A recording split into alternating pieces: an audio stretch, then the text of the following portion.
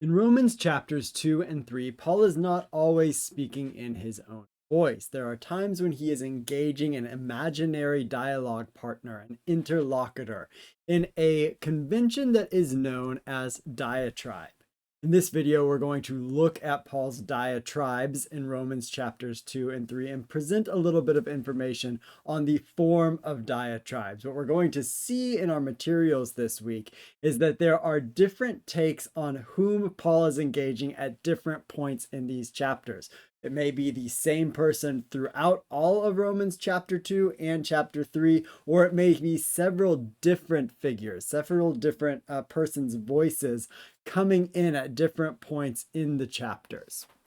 So when it comes to diatribe, we get it right after Paul has gone on this sort of tirade against a certain group in Romans chapter 1, verses 18 through 32, which we looked at last week, the so-called decline of civilizations narrative, which I have here up on the slides. And so I'm going to ask us to start off here with a lecture pause, recalling whom it might be that Paul is writing about in these verses. So last week we gave three main options, and I want you to take just a few seconds here to try and recall those three main options. All right, so our first option is that Paul is referring to all humanity. When Paul says in that first line, the wrath of God is revealed from heaven against all ungodliness and wickedness, Paul has everyone in mind. Paul is making a universalizing statement that he's going to flesh out through the next several chapters, that all people are sinful, all people are ungodly, all people are wicked. This is sort of the traditional reading of the decline of civilizations narrative. The less traditional, or the maybe newer readings, is that Paul is referring specifically to Gentiles, and perhaps all Gentiles, and that is our second option for whom Paul might be writing about here in Romans 1, 18 through 32. Or it could be even more specific than that. Paul may have a specific group of Gentiles in mind. So again, our three main options: all humanity, Gentiles generally speaking, or one of several different specific groups of Gentiles. In our chapters for this week, Paul moves very quickly from this decline of civilization narratives, addressing some group. No matter whom it is Paul is addressing, he has a group in mind. He is not thinking of one single individual in these verses. And then in Romans chapter 2, he turns to address one single individual. So immediately after the decline of civilizations narrative, we have this: therefore, you have no excuse, whoever you are, when you judge others, for in passing judgment on another, you condemn yourself, because you, the judge, are doing the very same thing. So our divisions in the chapters between 1 and 2 sort of give a false sense of discontinuity between the two parts of Romans here, as if Paul has concluded one thing and has started a new thing in Romans chapter 2. And no doubt with the shift in moving from a plural to a singular, which we're going to see in just a moment here, there is a shift in what Paul is doing in Romans 1 and 2. But it is not as though something completely new is happening in Romans chapter 2. So the shift here, though, is from that plural. So last week we saw in the decline of civilizations narrative with respect to the pronouns that are used in the end of Romans chapter 1, they are overwhelmingly third person plural. It's a sort of a them, a they. Whereas this is a you singular. So what I want you to do is look at four different translations of this particular phrase right here: whoever you are. And I'm not going to tell you how to go about comparing these four different translations. This is asking you to sort of recall a tool set or a skill set that you have previously developed in this class and other classes of translation comparison. But I want you to look at four different translations and see what they do with this particular part, this whoever you are that comes immediately after, therefore you have no excuse. All right, now that you have done your comparison, the two places that I would first go for a web browser in your web browser is Step Bible or Bible Gateway. I say web browser because if you have Bible software would be another place that can easily facilitate translation comparison. And so when we look at Step Bible or Bible Gateway, what we're going to see is that there are very different ways of translating this particular phrase. I'm going to go down to Step Bible here because it's going to be a little bit larger for us. So in our NRSV, which is what I had reproduced earlier, we have that whoever you are, and then the Common English Bible says, so every single one of you who judge others. So in this way, the Common English Bible still takes a plural sense, every single one of you, but it gets at the fact that we have a singular here by saying single one of you. The ESV says, oh man, in sort of the gendered language. And then we have in the NIV, you therefore have no excuse, you who pass judgment on someone else. And then over to the KJV, therefore thou art inexcusable. Once again, oh man, whosoever thou art that judgest. The relevant point that I want to make here is that Paul is moving from that plural in Romans chapter 1 to a singular in Romans chapter 2. So for those of you in the Greek exegesis class, I put the Greek up here to show that we have singular forms here. And our relevant phrase that we were just comparing is that o anthrope, o human.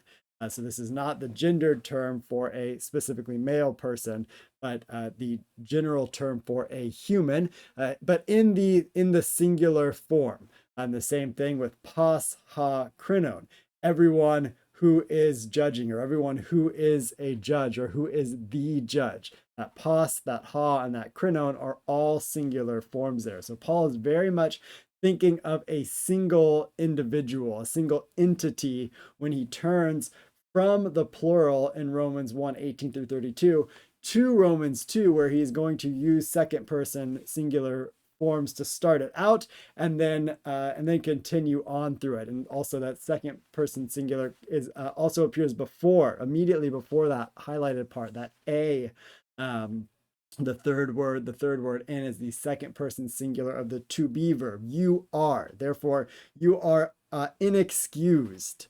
So again, second person singulars there, oh human.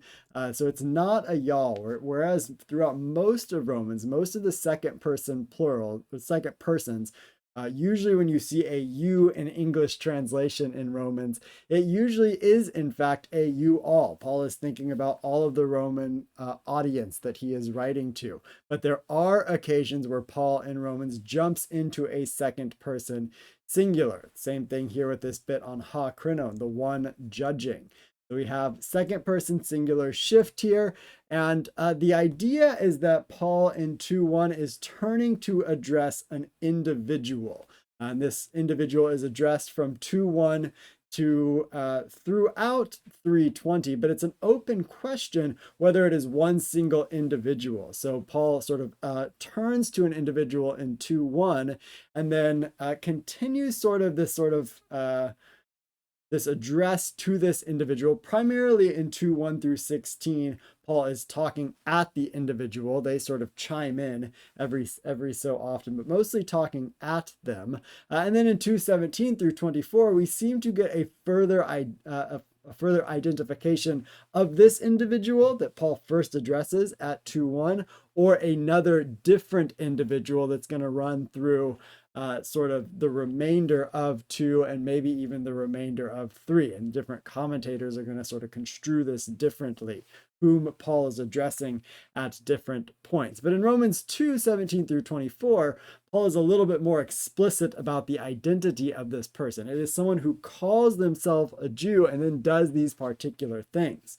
Relies on the law, boasts of their relation to God, knows God's will, and determines what's best because they're instructed by the law.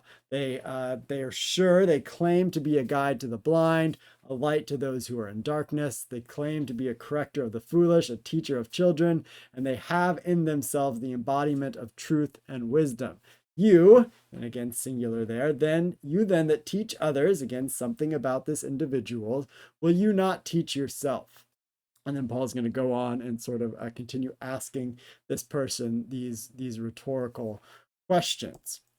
So we get more second person singulars here, and we perhaps get a further identification of this "O human" from Romans 2:1, or perhaps, and so this is a different position, we have a new interlocutor with a different identity. So maybe Paul is addressing one imaginary interlocutor from Romans 2:1-16, and then moves to a new interlocutor, a different interlocutor, to make a different point in 2:17-24. And all of this is sort of part and parcel of an ancient rhetorical way of writing and speaking called diatribe. So when you hear diatribe, when I say diatribe, or when you read diatribe in this week's material, don't think bitter attack. That is sort of our common notion of what a diatribe is. Either a long speech or a diatribe against someone is sort of like a political attack against them. That is not the connotation of a diatribe in the ancient rhetorical sense. Rather, it is a mode of speaking and writing in which a speaker or a writer engages with an imaginary dialogue partner. And one of the things that has come out of research on Romans and on diatribes in the last 30 years or so is that diatribes often have a pedagogical purpose to them. They are meant to sort of be leading the imaginary partner to a different conclusion. And they can do this in different kinds of ways. But their diatribes are not meant to just sort of be haranguing a person for having the wrong idea, but rather is trying to get them to be at the right idea, to get them from point A, position A, to position B. And so what happens in a diatribe is two different persons' words are represented. And if you think of Paul's letter to the Romans being delivered, being read aloud in those communities, there would be a sense in which that would be brought out. The fact that two different voices are at play in these particular chapters and also in other chapters in Romans. Would be brought out by the person reading the letter, not necessarily by two different people reading the different parts in the dialogue, but the one person sort of inflecting their reading to make it clear who is speaking at which point. So at some points, Paul is actually speaking, and at some points, the interlocutor is actually speaking. So not all of the things sort of that are said in these particular chapters are directly in Paul's voice. Of course, they're all indirectly in Paul's voice because he is the one writing the letter. But the question then is everything that is written in these particular chapters, are these Paul's opinions, or what is actual Paul's thoughts, and what are the interlocutor's thoughts, and what are the sort of more weighty thoughts? What are the positions that Paul is trying to get the interlocutor to? And in chapter 2, in both of the diatribes of 2:1-16 and then 2:17 and following, it is actually primarily Paul's voice. As I said, the interlocutor only chimes in every so often. But then once we turn to chapter 3, there really is a back and forth. And this is where it gets a lot more difficult. Beginning at chapter 3, specifically verses 1-9, becomes a lot more difficult to determine which line is Paul's and which line is the interlocutor's. And there are sort of two different ways of scripting these 9 verses, scripting which part Paul is speaking and which part the interlocutor is speaking. There's sort of 2 different ways of doing this. And to illustrate the 2 different ways of doing this, I'm going to read them imposed over Paul and his imaginary interlocutor, over a picture of each one of these. And as you listen to these 2 different versions, I invite you to think about the different tones and the different purposes that the 2 scripts might have. Rather, a person is a Jew who is one inwardly, and real circumcision is a matter of the heart. It's spiritual and not literal. Such a person receives praise not from others, but from God. What then advantage has the Jew, or what is the value of circumcision? Much in every way. For in the first place, the Jews were entrusted with the oracles of God. What if some were unfaithful? Will their unfaithfulness nullify the faithfulness of God? By no means. Although everyone is a liar, let God be proved true, as it's written, so that you may be justified in your words and prevail in your judging. But if our injustice serves to confirm the justice of God, what should we say? That God's unjust to inflict wrath on us? I speak in a human way. By no means, for then how could God judge the world? But if through my falsehood God's truthfulness abounds to his glory, why am I still being condemned as a sinner? And why not say, as some people slander us by saying that we say, let us do evil, that good may come? Their condemnation is deserved. What then? Are we any better off? No, not at all. For we've already charged that all, both Jews and Greeks, are under the power of sin. As it is written, there is no one who is righteous, not even one. That is one script of Romans 3, 1 through 9, the sort of traditional script. And now we're going to move to a revised script, the way that biblical scholars in more recent years have been suggesting that we ought to parse out Paul's speaking and his interlocutors speaking. Rather, a person is a Jew who is one inwardly, and real circumcision is a matter of the heart. It's spiritual, not literal. Such a person receives praise not from others, but from God. Then what advantage has the Jew, or what's the value of circumcision? Much in every way. For in the first place, the Jews were entrusted with oracles of God. What if some were unfaithful? Will their unfaithfulness nullify the faithfulness of God? By no means. Although everyone is a liar, let God be proved true. As it's written, so that you may be justified in your words and prevail in your judging. But if our injustice serves to confirm the justice of God, what should we say? That God is unjust to inflict wrath on us? I speak in a human way. By no means, for then how could God judge the world? But if through my falsehood God's truthfulness abounds to his glory, why am I still being condemned as a sinner? And why not say, as some people slander us by saying that we say, let us do evil that good may come? Their condemnation is deserved. What then? Are we any better off? No, not at all, for we've already charged that all, both Jews and Greeks, are under the power of sin. As it's written, there is no one who is righteous, not even one. The difference may be subtle, and perhaps my voice acting skills does not bring it out all that clearly, but the second revised reading has more of a pedagogical purpose to it. The first traditional reading, and I give us the script for these here, really has the interlocutor sort of accusing Paul of what he believes. It's trying to sort of catch Paul in thinking something wrong, catching him in sort of some kind of heresy, as if the interlocutor is a heresy hunter. And what you'll often see is those that take this traditional reading largely think of the interlocutor as a Jewish person who is trying to catch Paul for thinking the wrong thing.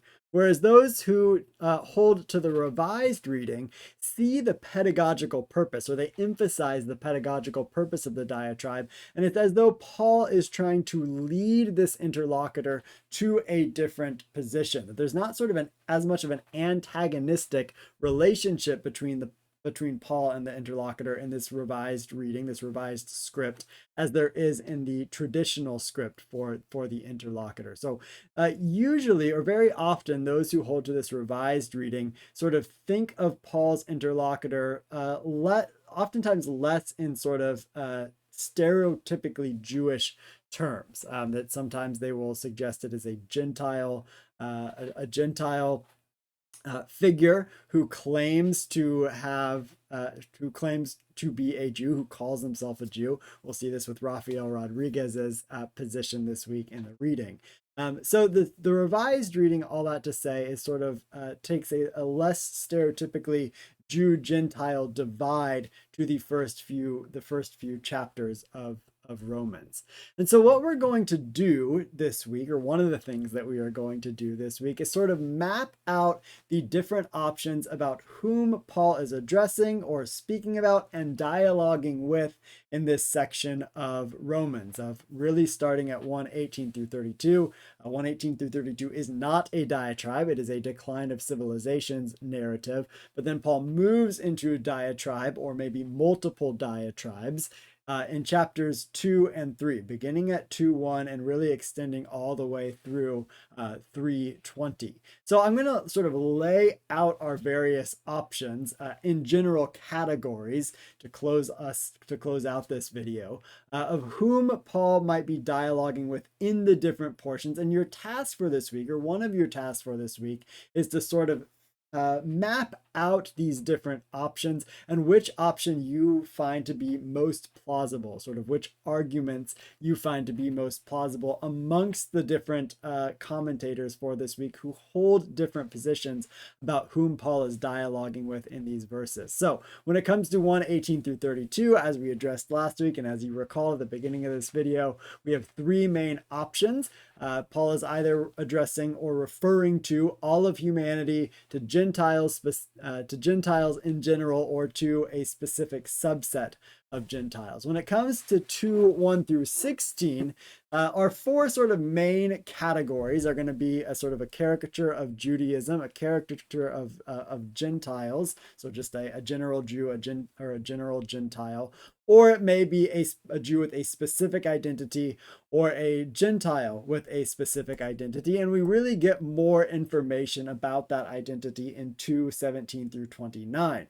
So there are going to be some commentators who hold continuity between verses 1 through 16 and 17 through 29 and say it is the same interlocutor that is being addressed, that Paul sort of briefly introduces them in 2:1 and then gives more information about them in 2:17, but it's the same interlocutor the whole time.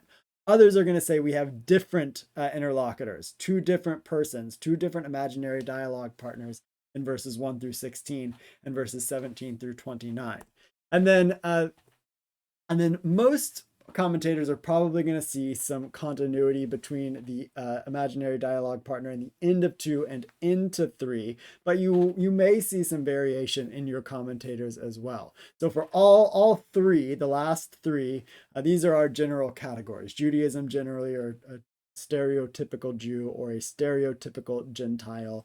And then on the other side, a specific Jew, a Jew with a specific identity that is laid out in these verses or assumed in these verses, or some kind of Gentile with an identity that is assumed or laid out in these particular verses.